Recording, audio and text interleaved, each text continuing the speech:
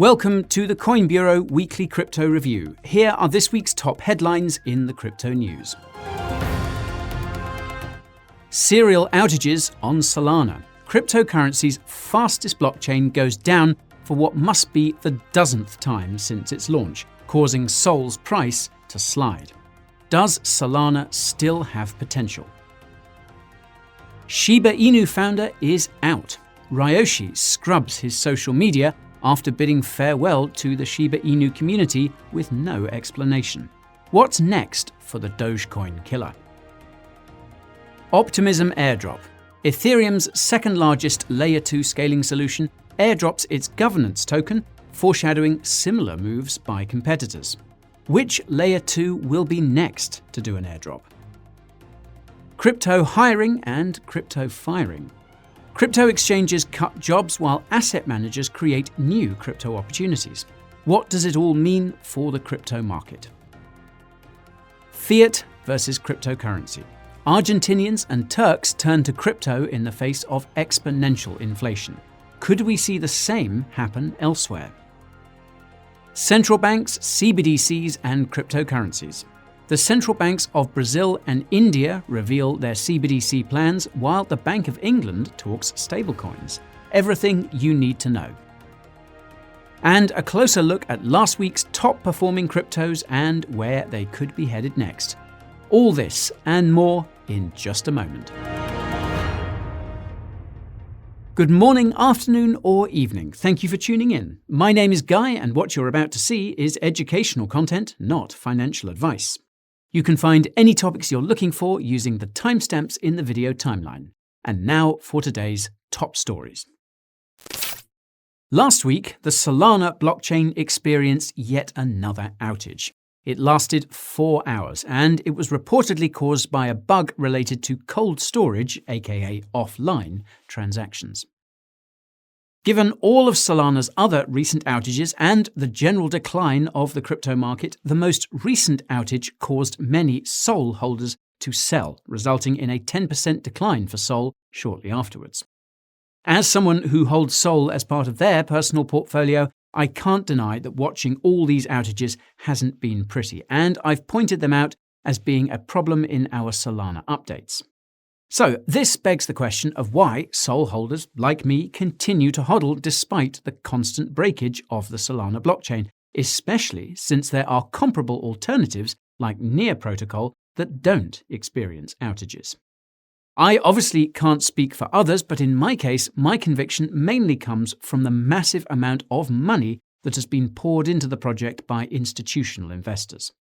The fact that crypto projects building on Solana continue to see serious funding and popular crypto projects continue integrating with the Solana blockchain plays a big factor as well.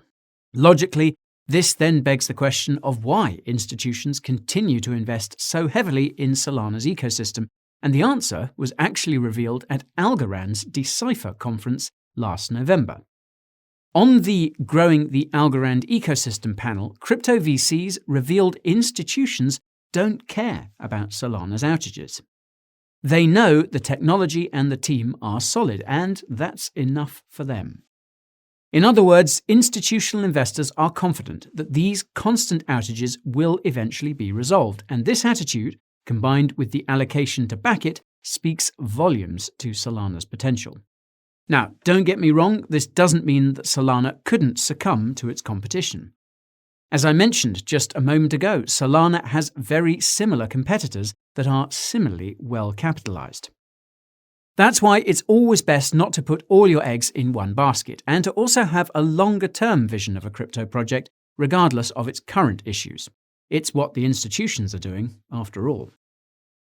On the topic of crypto projects currently experiencing issues, last week Shiba Inu's pseudonymous founder Ryoshi scrubbed his social media, leaving only 2 Medium posts announcing his departure. The announcement seems to have taken the Shiba Inu community by surprise, despite the fact that Ryoshi has repeatedly emphasized that he was not an important part of the project. Those of you who watched our videos about Shiba Inu will know Ryoshi stepped away from the project not long after it was founded, and it has basically been community-driven since that time. This is probably why the SHIB token didn't really react to the news, though it was still significant enough that high-profile members of the Shiba Inu community came out to defend against the FUD it inspired. Still, there's no denying that the timing of Ryoshi's departure wasn't exactly ideal. SHIB is down close to 90% from its all-time high, and crypto has entered a bear market. What's even more peculiar is that Ryoshi hasn't deleted his social media, even though he's deleted just about every post he's publicly made.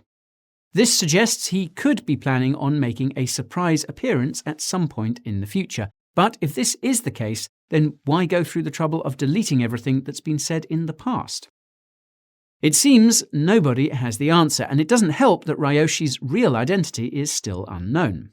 Some of you may know that a picture from his first blog post suggests he has serious connections in the Ethereum community, which makes his apparent departure that much more significant. For what it's worth, Shiba Inu's development continues, and though I haven't been keeping a close eye on the project, I know that many important milestones have been met on the metaverse side. The real question is whether Shiba Inu will be able to achieve its endgame of becoming the Dogecoin killer, especially since Tesla CEO Elon Musk continues to tease Doge payments for his other companies.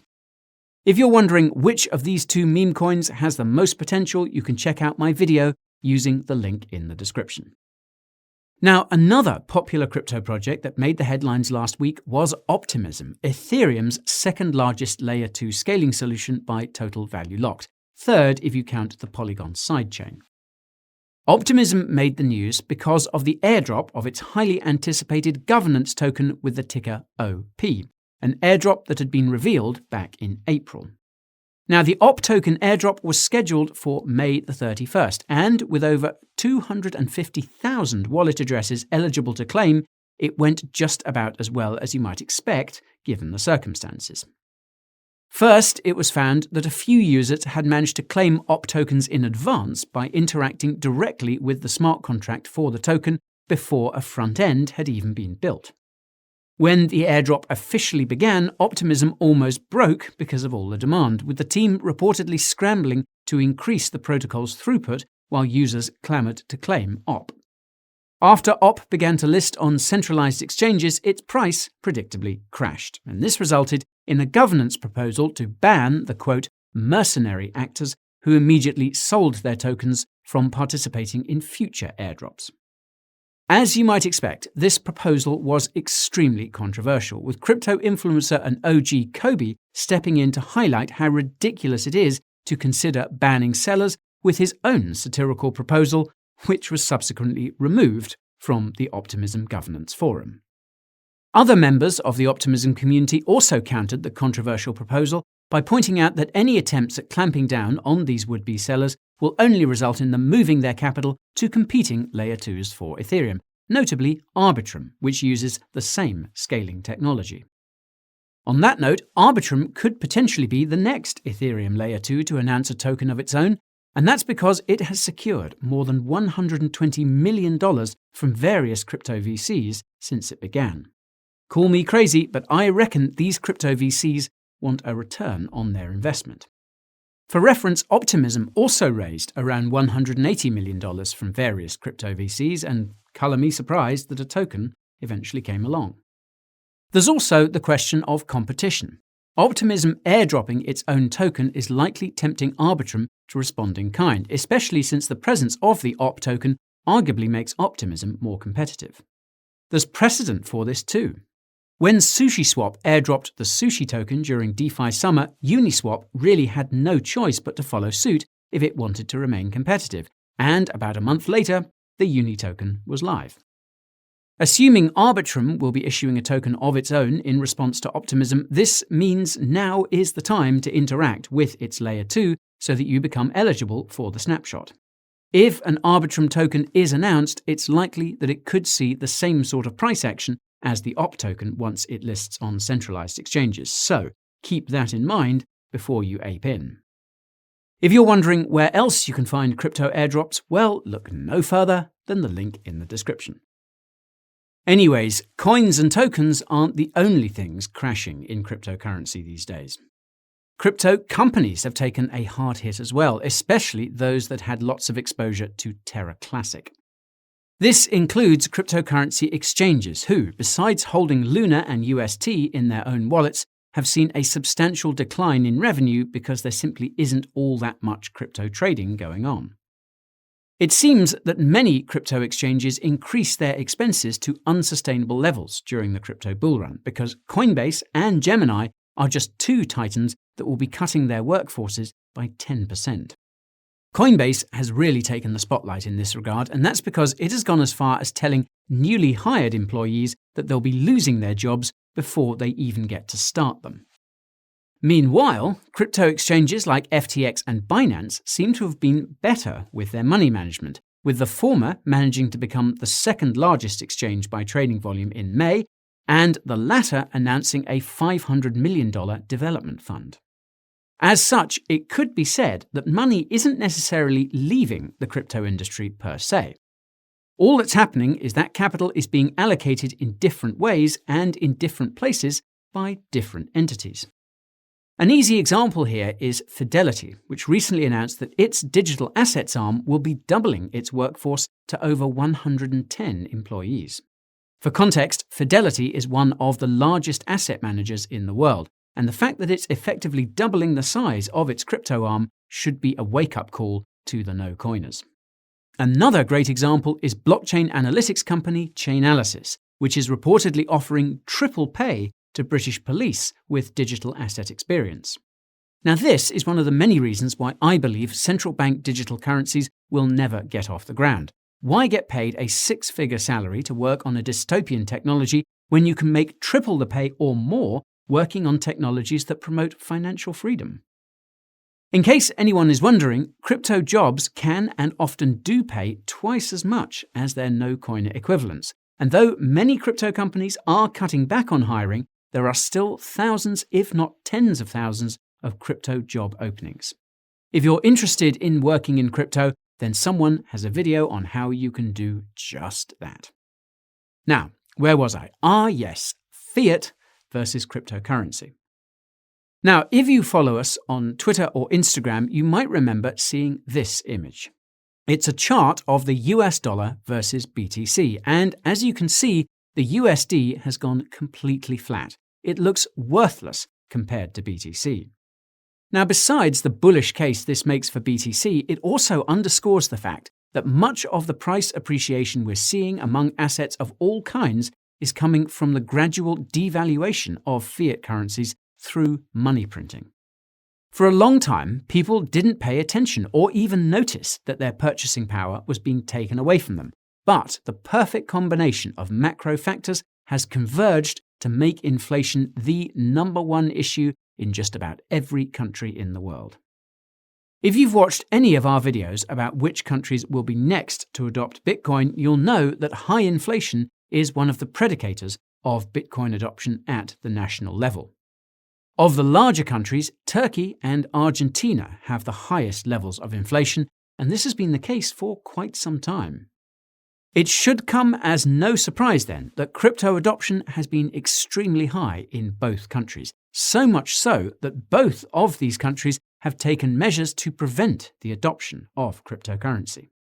Turkey's tactic was to ban crypto payments, whereas Argentina recently signed a deal with the devil, aka the IMF, to prevent the adoption of crypto in the country in exchange for more US dollars.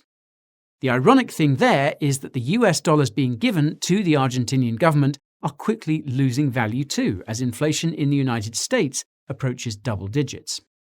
The only reason why Argentina is accepting these terms is because the US dollar is more stable relative to other fiat currencies, and this is what many critics of Bitcoin's inflation hedge narrative fail to factor in.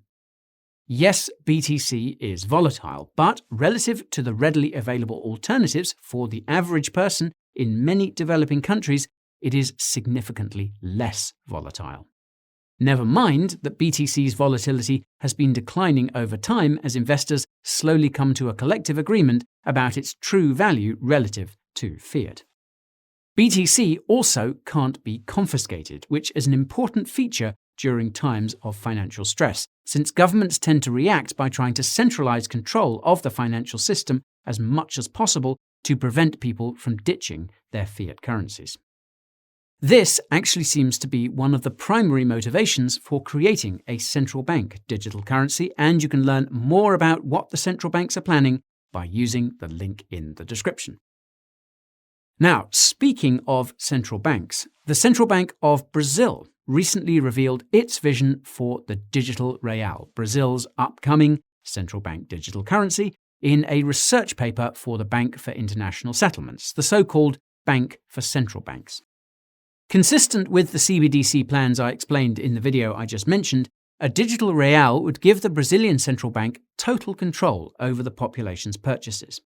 An economist with the Brazilian central bank specified that it would make it impossible for people to cash out under certain economic circumstances, and that the digital real would be programmed to, quote, make room for new business models that are better suited to meet the population's demand. Naturally, the Brazilian central bank will be careful not to step too much on the toes of commercial banks, lest it loses control of the financial infrastructure it needs to leverage to roll out its dystopian digital currency. Funnily enough, Brazil has the fourth highest inflation rate of any large country after Turkey, Argentina, and Russia, and it consequently has one of the highest rates of crypto adoption in the world. Although Brazil's central bank didn't say it is rolling out a CBDC to combat the adoption of cryptocurrency, its paper seems to suggest that custodians of digital currencies would be obligated by law to convert those digital currencies into digital real at the request of the central bank. This means that if you keep your BTC on a cryptocurrency exchange or bank in Brazil, the Brazilian central bank will have the power to compel that exchange or bank to convert your BTC into digital real, whether you like it or not. That's why you must always keep your crypto in your personal crypto wallet. And I'll leave a link to my video about the best crypto wallets in the description if you need it. Anyhow, across the pond, an official for India's central bank straight up said that its upcoming digital rupee could be used to kill crypto in the country. This is almost exactly what the Central Bank of Indonesia said late last year, and it's an idea that's apparently becoming popular with central bankers around the world. Here in the UK, the Bank of England is issuing a recommendation to crack down on stablecoins that could become too big. This is eerily similar to the stablecoin regulations currently being proposed in the European Union, and it's a sign that foreign central banks are aware that dollar-backed stablecoins are de facto digital dollars that could undermine their own fiat currencies. Whether central banks can successfully stop the adoption of cryptocurrency through regulation remains to be seen, and though this is much easier to do in developed countries, it will become harder to deter people from protecting their purchasing power as inflation continues. Turning to the charts, we can see that BTC finally had a green candle on the weekly, though this is only thanks to the wick caused by the sudden rally that was cut short by macro factors like the war in Ukraine and jobs data in the United States. BTC continues to hold strong at around 29k, and there are conflicting opinions as to whether this is a good or bad thing. Some say that lingering around this support level makes it stronger, whereas others contend this constitutes a constant test of this support, which could lead to a break to the downside. As I mentioned in last week's video about how long the crypto bear market could last, we're likely to see another year or two of price declines, as this is consistent with the length of previous crypto bear markets. So it wouldn't surprise me if BTC heads lower from here as the weeks go on. In any case, last week's top-performing cryptos were Waves, Helium, Cardano, Stellar, and the Graph. An interesting combination to say the least. Starting with Waves, the Waves coin seems to be pumping on the news that the Waves team and community are working to rebuild its DeFi ecosystem after the temporary depegging of its own USDN decentralized stablecoin, which, let's just say, is similar to UST. Unfortunately for Waves, its massive rally is barely visible on its long-term price chart, and that's all because of the massive speculative pump that occurred earlier this year as a result of the USDN stablecoin. Luckily, Waves wasn't completely taken out when USDN depegged. Next, we have Helium, whose HNT coin seems to be rallying in anticipation of the announcements the project is expected to make at CoinDesk's consensus conference later this week. As an HNT holder, I can tell you that it hasn't been fun watching its price collapse over the last few months, and it's a shame that its recent pump barely registers on the Richter scale. I still believe in the long-term potential of the project, though. Peer-to-peer internet is no joke. It's a similar story with Cardano, whose ADA coin has been collapsing over the last few months and is a far cry from its all-time high. If you've been keeping up with me on Coin Bureau clips, you'll know the small recovery it's seen recently has its roots in the upcoming Vasil hard fork combinator event, which will improve Cardano's scalability. While this will have huge implications for ADA in the future, the fact that we're in a bear market could make Vasil a sell the news event in the short term. So just keep that in mind if that's your time horizon. All I'll say is it's certainly not mine.